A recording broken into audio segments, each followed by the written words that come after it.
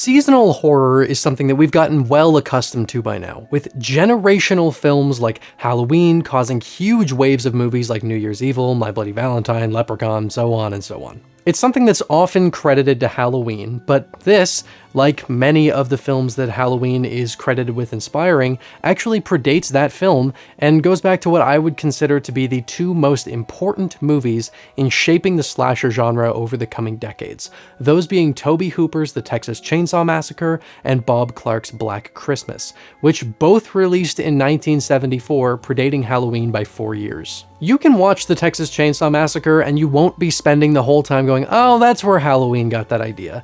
But the same can't be said for many elements of Black Christmas. I'm not bashing Halloween, by the way, I adore that movie, but it's just interesting to hear things like the killer POV or the threat invading a more comfortable space instead of needing to have characters go to a spooky castle to get thrown into the shenanigans gets attributed to Halloween, and then you go back to Black Christmas and realize that it was all there first. Or at least a lot of it was. This is one of those movies that has absolutely gotten more appreciation over the years. It's not like an unknown movie by any stretch of the imagination, but even despite that, I still think that it's a wildly underrated film that isn't just one of those movies you watch if you're curious about the history of the genre and want to learn where the Big Pumpkin got a lot of its inspiration from.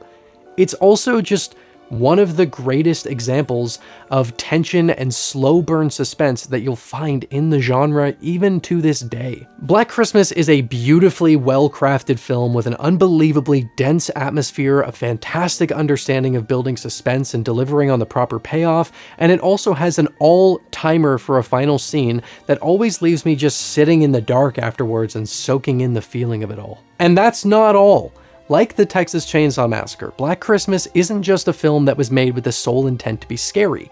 It has something to say, and especially during the time that it came out, the topic that it was pondering is a very controversial one, and it was extremely bold of them to make something this directly confrontational of such a difficult subject in 1974. I've been wanting to make this video for like 3 years now, but every time the season comes around, I get intimidated by the thought of actually trying to throw my hat in the ring since it's already such a beloved and discussed film, but I can't delay this anymore. But first, a quick word from the sponsor of today's video, Rocket Money. Rocket Money is a personal finance app that allows you to manage subscriptions, lower bills, make a custom budget, and grow your savings all in one place.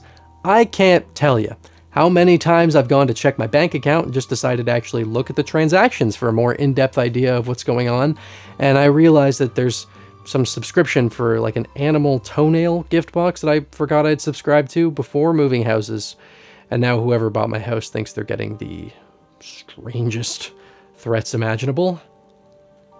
I gotta fix that. We live in a world of subscriptions, and being able to actually keep track of those automatic renewals is one of the best things about Rocket Money. They also make it super simple to organize a personal budget really quickly by giving insights to what sort of categories you're spending the most in and how you can stay within your budget more comfortably. They'll notify you about upcoming charges or low balances so you can avoid overdrafts and late fees, and Rocket Money can also automate your savings. You set a goal, pick a savings frequency, and you're always free to pause this, edit it, or withdraw at any time. To save more and spend less, join the over 10 million members using Rocket Money today. Scan the QR code or click the link in the description to get started for free. Thank you to Rocket Money for sponsoring this video. Now let's talk about Black Christmas. In my eyes, there are two types of Christmas horror movies. There are horror movies that happen to take place around Christmas, and there are movies that I'd argue are Christmas movies at their core, but just incorporate horror into that, which would be something like Krampus. Black Christmas would fall more into the former, largely because it feels in many ways like it's intentionally subverting what you'd expect to see in a Christmas movie. A disjointed family coming together and learning the real meaning of the season, eh? Not the case here. The movie does deal with themes of family, but from a much trickier angle than that, but I'm gonna save that for a little bit because I want to talk about why this movie fits in so perfectly around this time of year outside of the obvious setting. The first reason is it's the setting. It's contradictory of me without question, but it's important to point out that this isn't just a movie that takes place around Christmas and has a couple of decorations up. Each and every frame of Black Christmas feels like it fits in perfectly during this time of year with lots of really warm decorations and lights, but what makes it all really land for me is how vibrant and contrasty the film's color palette is. Reds just pop through the screen with those lovely glowing lights that don't look like utter dog shit, like stupid LED Christmas lights that no one can ever convince me to switch to because incandescents are for coziness, chads. What was I talking about? I know this is a pretty dark horror movie, but as soon as I turn it on, every time without fail, I'm just like washed with this coziness that's brought about by the movie's super warm presentation. But what makes it all the better is that while it does have that cozy feel to it, there's also a really unsettling darkness. The shadows here are super dark with crushed blacks that allow for the aesthetic to fully realize itself, but the vibe of the movie isn't just down to the look. Black Christmas is one of the best sounding horror movies you will find. I'm not talking about fidelity or anything like that, but just how effective the soundscape itself is in tandem with the really creepy and minimalistic soundtrack. It's a pretty industrial sound, with a lot of it being comprised largely of bare piano strings being hit or run across, and while it's not identical, it does feel like a similar soundscape in a lot of ways to the Texas Chainsaw Massacre, which is very high praise. Jennings.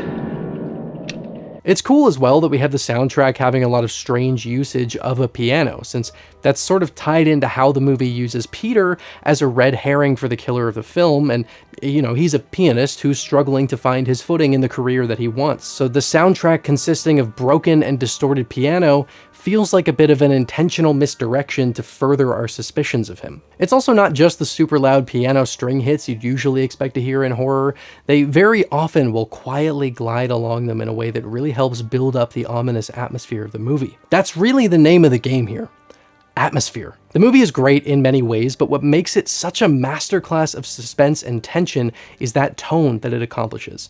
It's a very quiet movie, with the dated tech used to capture the sound making it feel rather dreamy and distant in a way that complements the overall tone really well. One of the big things that makes this movie stand out so much when compared to a lot of what had been popular in horror is that for most horror, they often had characters leaving their place of comfort and going somewhere else that was far more isolated, where the horror could take place, somewhere they couldn't escape or find easy help, like, in Dracula or Psycho, for example. Psycho had some of that invasion of privacy, of course, but Black Christmas takes that to a whole other level, where we not only have people who are threatened by something really awful in a place that's not nearly as isolated as an old castle or a quiet motel, but we have something where the killer of the film is inside of the house the entire movie, living in the attic and slowly picking them off whenever he gets the chance, and hiding just above their own heads. Something that's really impressive about this, especially taking into account that the characters don't realize this until the very end of the movie,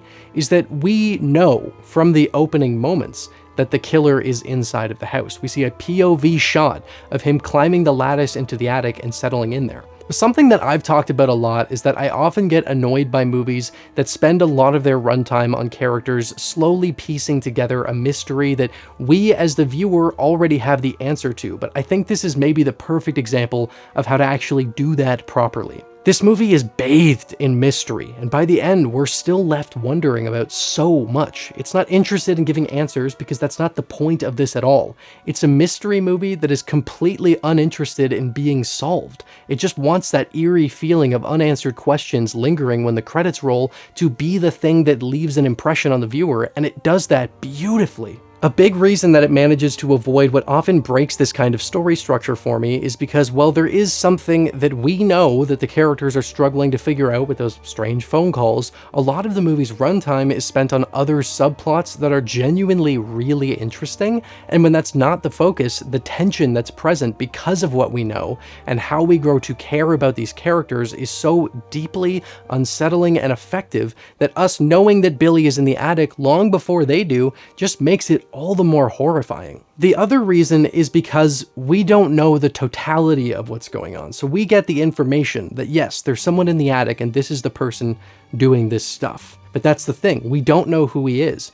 So while they're trying to solve the mystery, while we do have information they don't, it doesn't feel like the movie's wasting time on the characters catching up to the viewer's knowledge. There's this sense of us really wanting them to find the pieces because we want to figure out what's going on top of what we already know. So it's cool because by giving us some information, which I, again, often find kind of boring, I think that makes the mystery even more interesting and engaging because you really want these characters to figure it out. If you're going to choose to go with this sort of structure, you need to have a strong cast of characters, strong enough with enough complexity to them to make it so that we truly care. So watching as they go about working through their own issues, while we know that there's an extreme threat in the house, doesn't feel uninteresting or messy, it feels scary as shit. It's wildly impressive to me that the movie does such a good job of handling this throughout the runtime that by the time we reach the end scene where Jess is told that the calls are coming from the house,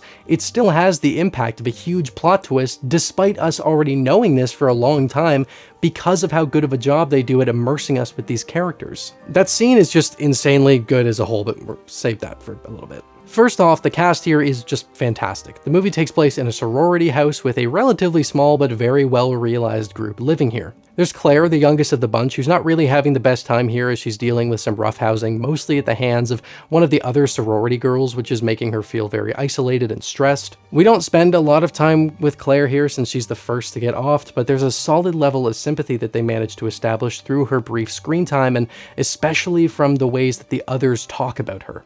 You just get this sense that she's a really sweet girl who's stressed out being away from home for the first time, which makes it all the more tragic how things play out for her. Barb is the one giving her grief. She's played by Margot Kidder in a rather early role for her, and Barb is one of those characters that works because, well, I think we all know a Barb. She's snippy and drinks a little too much and doesn't know when to stop talking and then starts blaming other people when they get upset at her for being a jackass. But she's not some one-dimensional asshole. There's more to her than that, and she begins drinking more heavily and acting more out of pocket and stressed as the movie goes on, which makes it feel like she's slowly starting to worry that something did happen to Claire, and she's realizing that she actually was going too far with things and pushed Claire away from the group and into a situation that may have found her in a vulnerable spot. Just through her behavior, you can start to see that guilt bubbling beneath the surface. Phil feels like the sort of mediator of the house in a lot of ways, being more mature and thoughtful than Barb, and she's also where a lot of the warmth in the characters comes from. She just has this really pleasant thing about her that I enjoy. The house mother, Ms. Mack, is a good bit of fun, running a house that's a little looser than I'm assuming is expected of her. What I enjoy about this character is that it leans further into the feeling of a believable story and very human group of characters, because she's far from perfect. She could easily have leaned either fully into being some warm head of the house or a bitter old woman, but she's got shades of both of these things. She can be very nasty, she's flippant and crude at times, and she stashes alcohol in such a way that no matter where she is at any given time, she's no more than a few steps away from a bottle.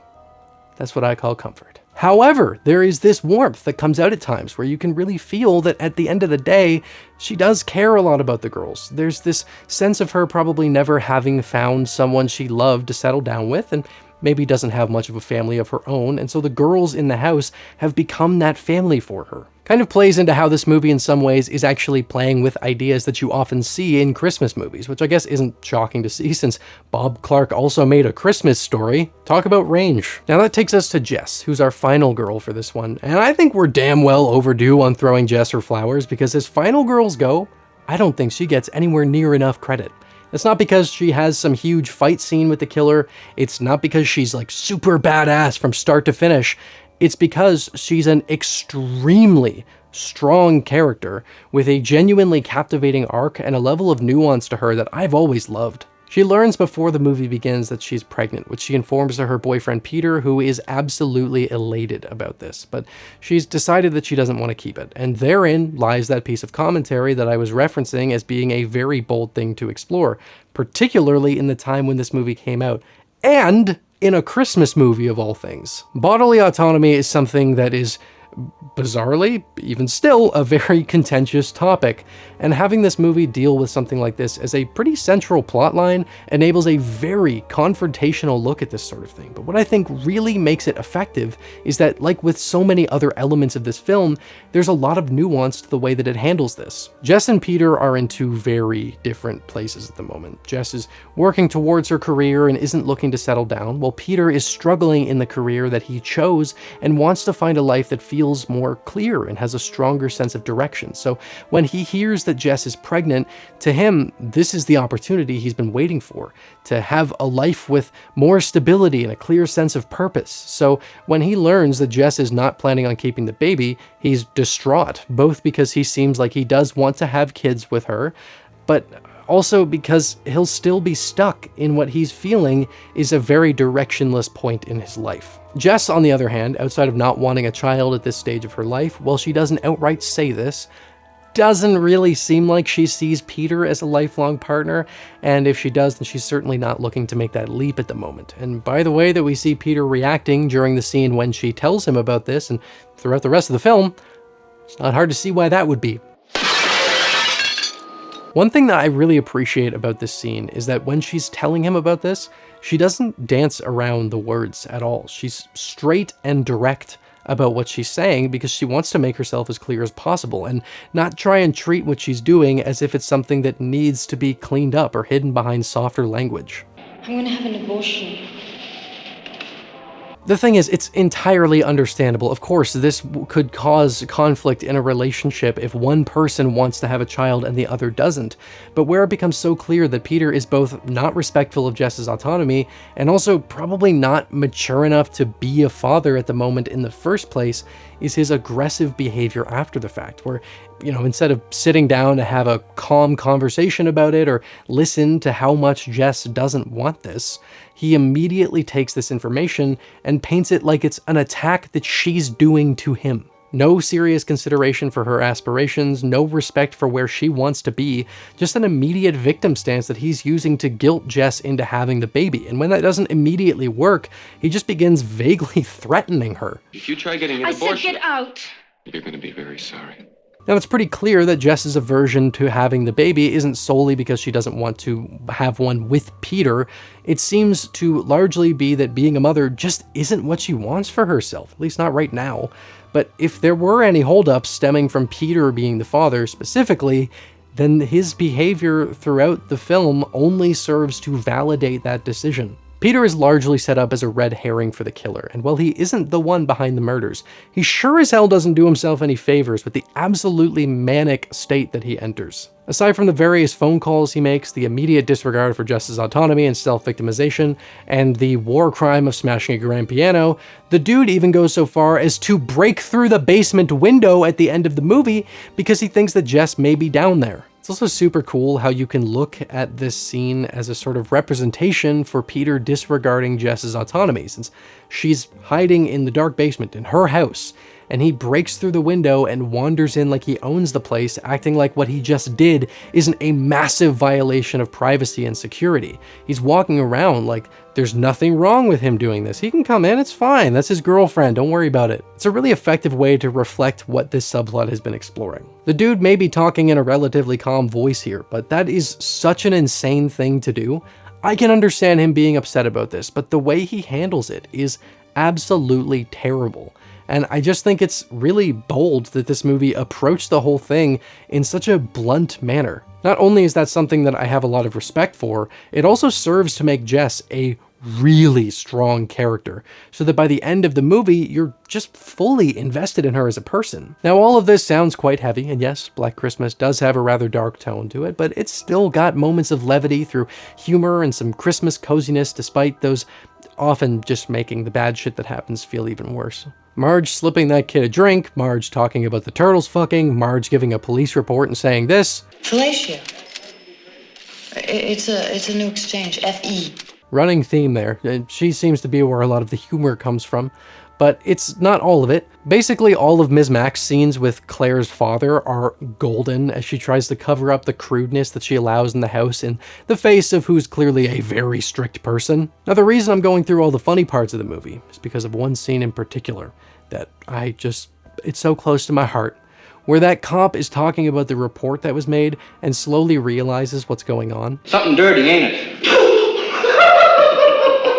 The scene kind of perfectly encapsulates why I think the humor in this movie is so goddamn good, and it's because it's not uncommon that you'll see a movie where it feels like the script writers are trying to be funny, but here it just feels like the characters are being funny. It's sort of a distinction between the movie itself trying to get a reaction and the movie just capturing something that feels genuine.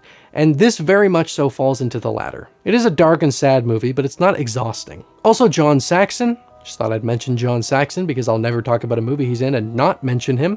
This movie was shot in Toronto, so it's nice to see some great Canadian names like Mr. Saxon and Margot Kidder as well. Now, here's where things get fun. So far, I've just been talking about the characters and the drama of the film, but man, as a horror movie, Black Christmas, well, it definitely does get recognition, is something that I would consider to be wildly underrated. There are horror films that are far more famous than this one that I don't think are anywhere even close to as good as it, and still, to this day, every time I sit down to watch Black Christmas on a cold, snowy night in a dark room, there is an eeriness that is almost unlike any other movie I can think of. The killer at the center of the film is known only as Billy.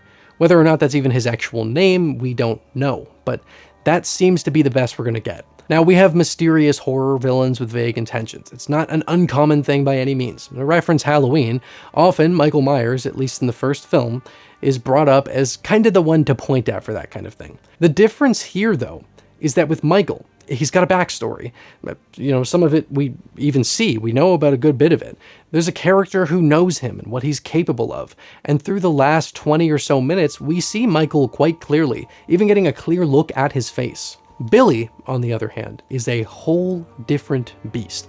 We never get a clear look at him. And hell, by the time the movie is over, everyone still thinks that Peter was the one behind the murders, meaning that no one in this movie is even aware of Billy at any point. Mind you, there is one shot when Marge is getting killed where they pretty clearly use Keir Dullea, the guy who plays Peter, as a stand-in to help push up that red herring. But the thing is, when this movie was being made, they weren't doing it with the expectation that people would someday be sitting in a dark room with OLED TVs watching 4K Blu-ray transfers that maybe make it a little too obvious, but there's, it's whatever, it's fine. What makes Billy so terrifying is that he is utterly enshrouded in shadow. The entire movie, we either only see his actual shadow moving in the background, or we see something from his point of view, which are definitely some of the creepier moments of the film. From what we can see, Billy is absolutely out of his goddamn mind.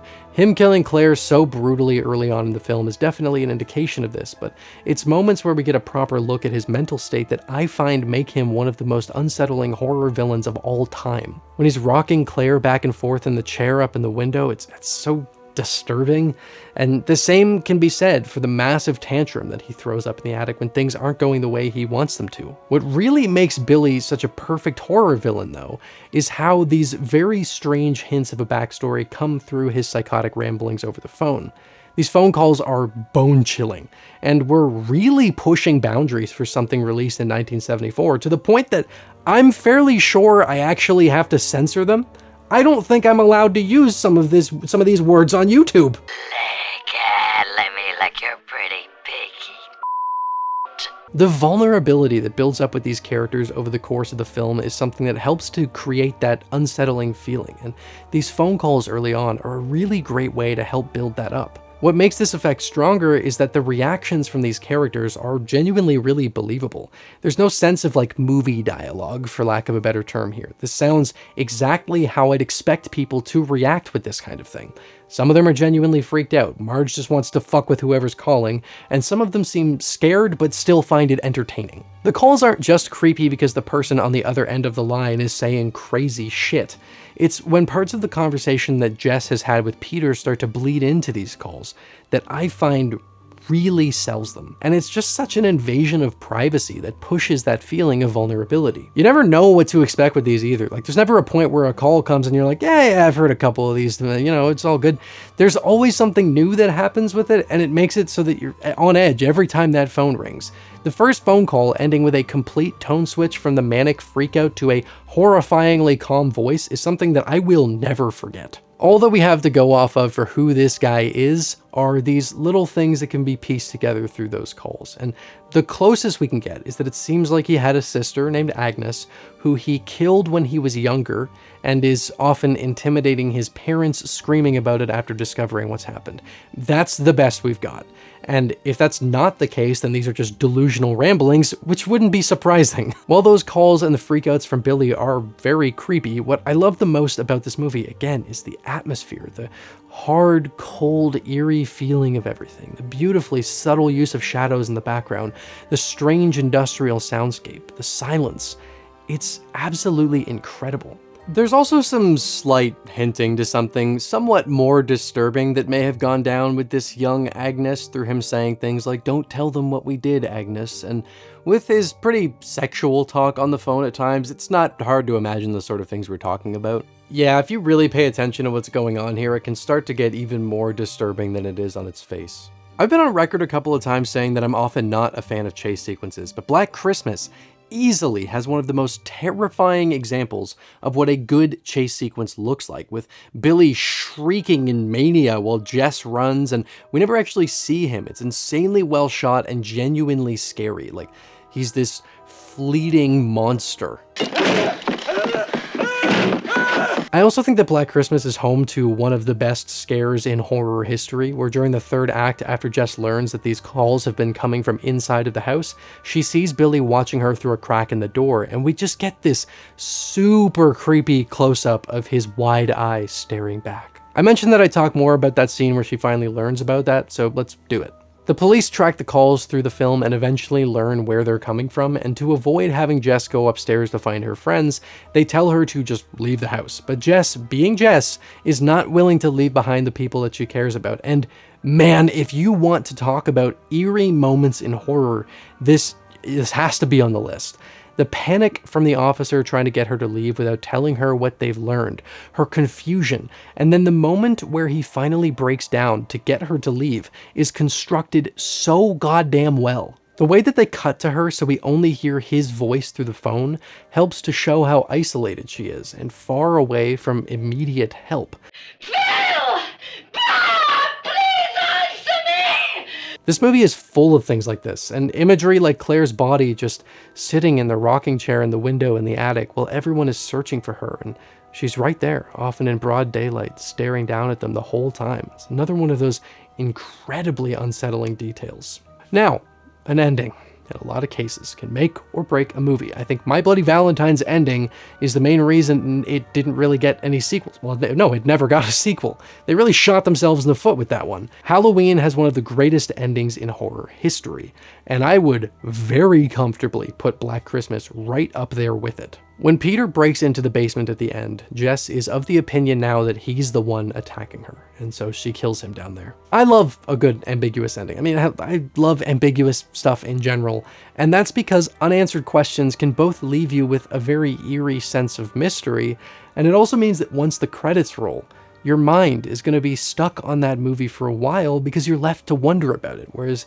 if you got all the answers, you don't need to sit with it as much. I genuinely think that this ending here is a big reason why I've come to love ambiguity and mystery in horror. Like, seeing this as a kid was such a pivotal moment for me. Just surviving and being looked after in one of the rooms while all of the other bodies are discovered and Claire's father realizes what's likely happened to his daughter, still completely unaware that she's just above their heads. Everyone clears out of the room and it's just pure silence. The sound of a cold wind and a steady grandfather clock fill the space until we hear a voice coming from the attic talking to itself, and then cut to Claire in the window, zooming way back while a phone begins to ring in the quiet house, and the movie ends right there in the dead, snowy night. That is absolute perfection. I mean, on a first watch up to that point, well, it's not like the movie is playing it like it's absolutely certain, and there are some things that would be like, oh, so it's not Peter. It's easy to believe, as everyone else does here, that Peter is the one behind the murders. So to only get this in the last moment, that it was someone else entirely, and they're still lurking up there, is such a great decision to make. And I think it's even better that they just Leave it there. Absolutely no information, no answers, just pure mystery. Will Jess be killed in the night thinking that she's safe? Is Billy done for now and he'll quietly lurk away just as silently as he entered the house at the start? Will he remain up in the attic, simply living there above the heads of whoever wanders through the house? We have no idea. It's the kind of ending that makes you like quietly look around the house after it ends, walking softly so your footsteps don't mask the sound of anything that may be using them as cover. I mean, hell, there's an entire subplot about a missing girl who's found murdered in a park. We never learn anything about this. There's no reason that we would. Of course, it's a murder that was just discovered. It could be unrelated, maybe not, doesn't matter. It's a part of the mystery of the film. I make sure to never miss this around Christmas time, and it's honestly one that I'm glad never got a sequel. It's perfect as this atmospheric one-off, and for me, any level of elaboration on what we see here would compromise what I love so much about Black Christmas, which is exactly why I'm not much of a fan of the 2006 remake. It, as just a brain-off slasher movie, there's fun to be had, but I can't really get on board with it fully. I haven't even bothered with the new one. This is a truly brilliant film that I think deserves to stand alongside the giants of the horror genre. And the fact that this and the Texas Chainsaw Massacre came out in the same year, which was the year after The Exorcist, by the way, is just insane. What a fucking time to have seen all these within a year of each other. If you were alive from that, please know how lucky you are. That's amazing. Thanks for watching through to the end. I hope you enjoyed the video enough that you want to see more, and if that's the case, consider subscribing and hitting the notification bell because YouTube can sometimes suck at recommending channels. A huge thank you to my wonderful Patreon supporters and YouTube channel members who are a massive help in allowing me to continue committing as much time as I can to making these videos. If you want to gain access to things like behind the scenes material or gain early access to my videos, consider supporting me on either platform. As always, thank you for stopping by Rocklin Graves. I hope you've enjoyed your stay.